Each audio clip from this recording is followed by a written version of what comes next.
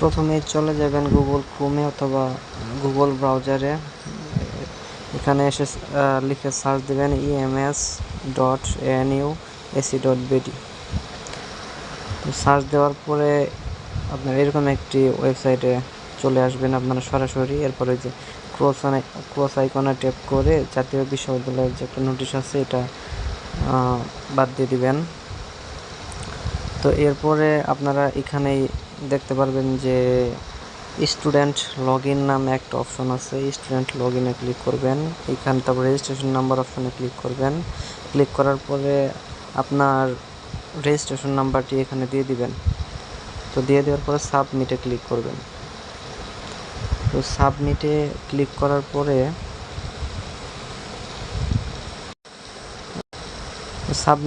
করার পরে আপনারা যে বাম পাশেই দেখতে পারবেন যে ফর্ম ফিল আপ নামে একটা অপশন আছে, এখানে ক্লিক করবেন।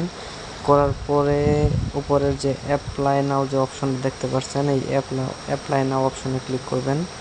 তো অ্যাপ্লাই নাও অপশনে ক্লিক করার পরে এখানে দেখবেন যে আপনাদের সাবজেক্টগুলা শো করতেছে এবং এখানে সব তথ্যগুলো ভালোভাবে দেখে নেবেন যে সব ঠিক আছে কিনা। তো এরপরেই দেখতে পারবেন যে নিচে এখানে মোবাইল নাম্বার দেওয়ার একটা অপশন আছে, এখানে মোবাইল নাম্বার দিয়ে নেবেন।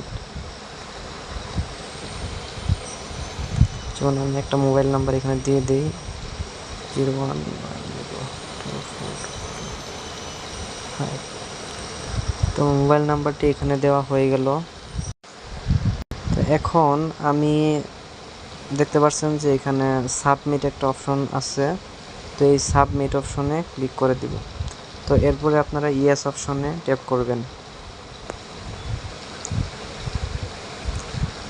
তো এখন আমার অ্যাপ্লিকেশনটা কিন্তু কনফার্ম হয়ে গেছে। তো এটা অ্যাপ্লিকেশন ফর্মটা ডাউনলোড করার জন্য উপরের যে অ্যাপ্লিকেশন ফর্ম ডাউনলোডের একটা আইকন দেখতে পাচ্ছেন এই যে এখানে কর্নারে, তো এখানে ক্লিক করে এটা ডাউনলোড করে নেব।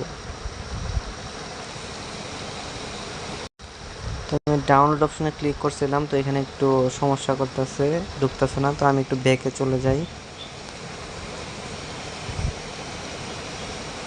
তো ব্যাকে আসার পরেই এখানে দেখতে পারবেন যে প্রথমে যে অ্যাপ্লিকেশন এর জন্য যে অ্যাপ্লাই নাও যে একটা অপশন ছিল এখানে, তো এই অ্যাপ্লাই নাও অপশনটা চলে গিয়ে কিন্তু এখানে অ্যাপ্লিকেশন ফর্ম ডাউনলোডের একটা অপশন আসছে। তো এই অ্যাপ্লিকেশন ফর্ম ডাউনলোডের অপশনটিতে আমি ক্লিক করব।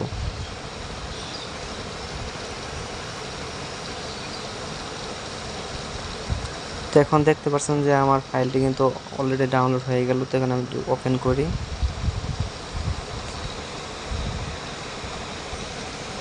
এই দেখতে পাচ্ছেন যে আমার অ্যাপ্লিকেশন ফর্মটি কিন্তু ডাউনলোড হয়ে গেছে। তো আশা করি বুঝতে পারছেন আপনারা।